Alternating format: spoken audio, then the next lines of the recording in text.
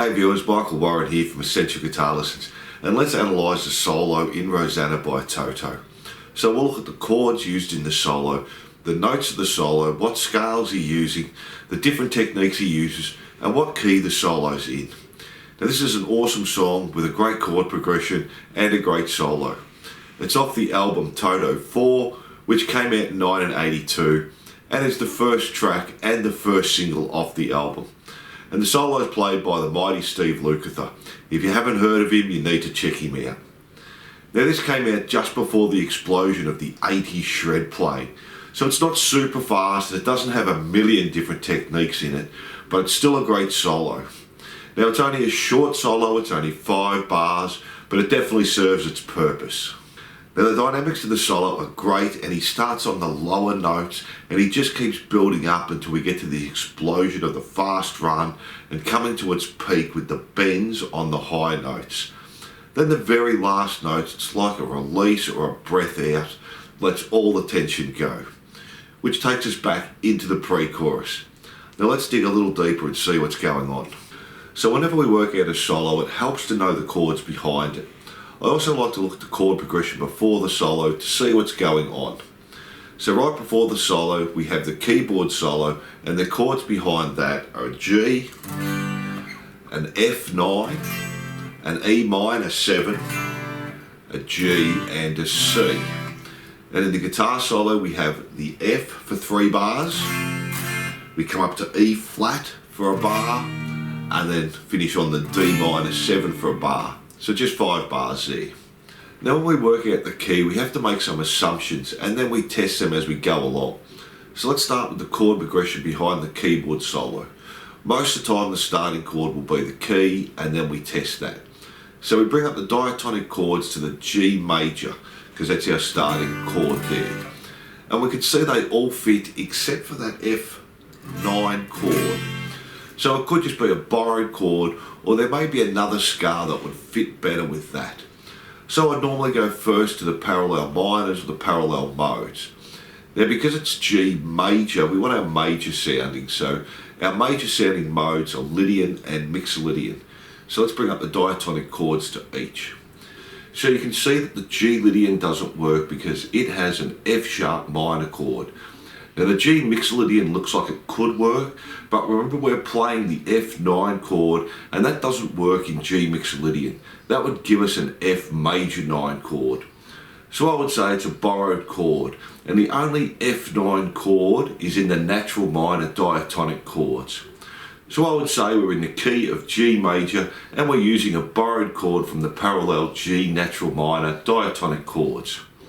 We have the 1 chord, the borrowed 7th chord, the 6, back to the 1, and then finishing on the 4 chord.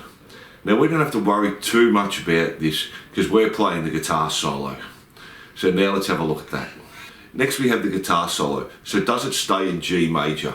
We can see straight away that the F doesn't work, the E flat doesn't work, or the D minor. So we must have changed keys. Now he holds the F chord for 3 bars at the start of the solo. So I would say he's changed the key to F major. So we bring up the diatonic chords to F major, and you can see the E flat doesn't work. So following the keyboard solo, I would say he's borrowed that 7th chord from the parallel minor, and that works. Now those chords are also in F Mixolydian, but I've had a look at the solo and Mixolydian doesn't work that well. So we can say the solo is in F major with a borrowed chord, and they have moved down a tone from the keyboard solo. So he's used the 1 chord, the borrowed 7 chord, and the 6 chord. If you've done some solo playing before, you know we can solo in key, which is what we've been looking at, or we can solo around each chord. That means when I play the F major chord, I use the F major scales. Then when I change to a new chord, let's say a C minor, I use the C minor scales.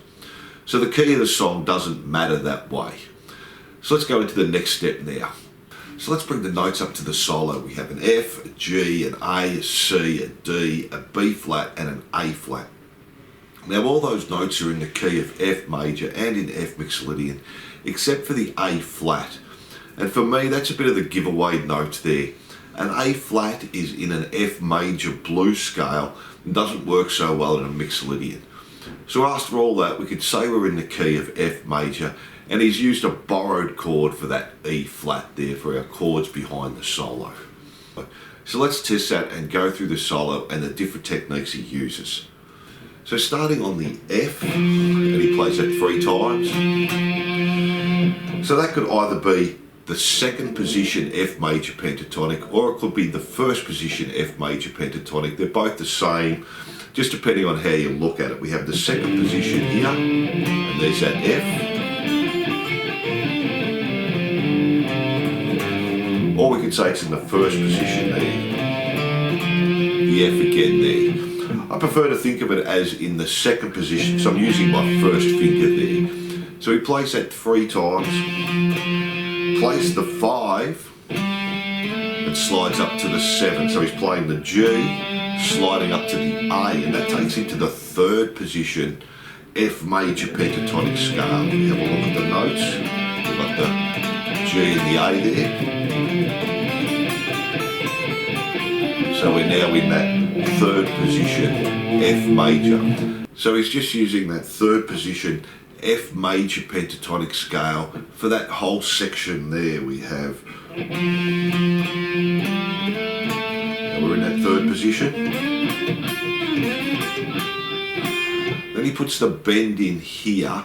Now he takes a different note here. He puts it in the B flat, and he does a bend and plays that note next to the bend. So we're on the 8th fret, he plays the 9th fret while the bend is up, and lets the bend come back down on the 8th fret.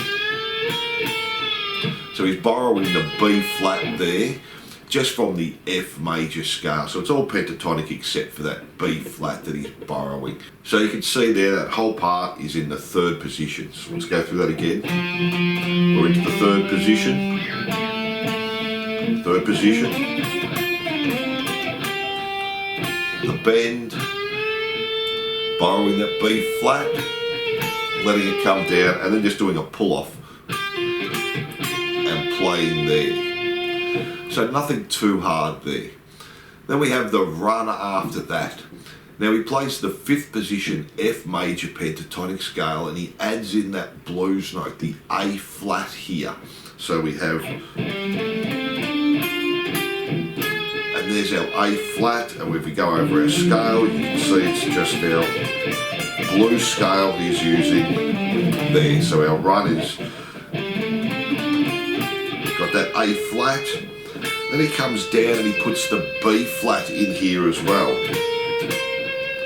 So he's just borrowing that, or taking that from the F major instead of the pentatonics. And then finishing on the pentatonic again, then putting the bend in there on that F there and bending it up to a G. So in that scale there, he's added in the A flat, that blues note, and he's also added in the B flat, which is part of F major, so we can use that. Now that whole first section of the solo he's playing is just over the F chord. Then when he does the bend here, changes to the E flat chord, and that heightens the solo because that chord has a dominant function, so it adds tension to the solo. And then the notes he's using are just the F and the G, which are all from the F major there. So we have,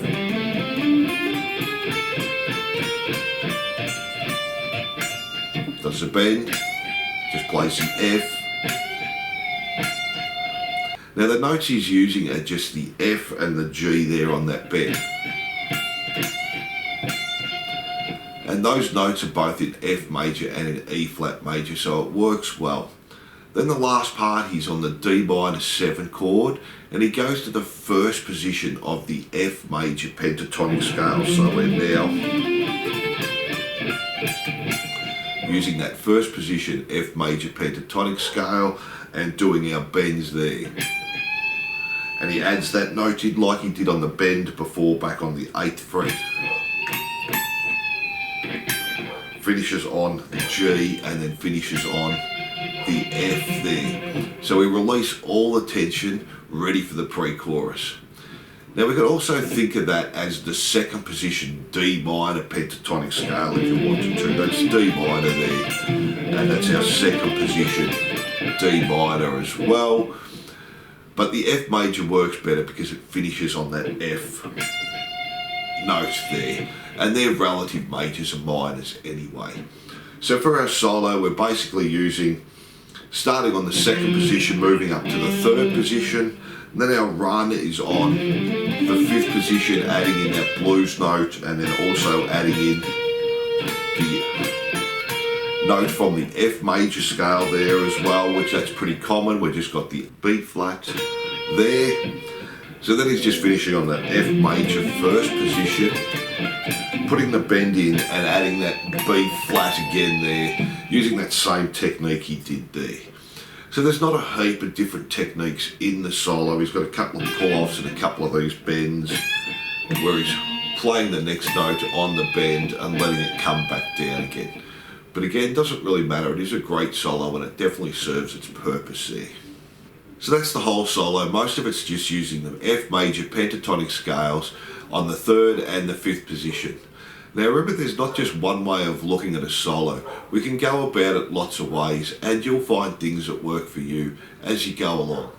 So I hope that wasn't too confusing and it helps with your solo playing and how to think about writing and working out your own solos.